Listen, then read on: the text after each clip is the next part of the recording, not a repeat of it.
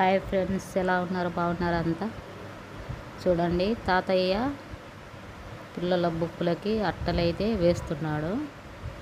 పిల్లలు ఏడుస్తున్నారు, అట్టలు వేయాలి, పేర్లు రాపిచ్చి స్టిక్కర్లు కలిపియాలి అని పిల్లలకైతే రెడీ చేస్తున్నాడు అట్టలు. మీరు కూడా మీ పిల్లలకు బుక్స్కు అట్టలు వేసేసి బుక్స్ కొని బ్యాగులంట, స్కూల్ డ్రెస్సులు అన్నీ రెడీ చేసినారా?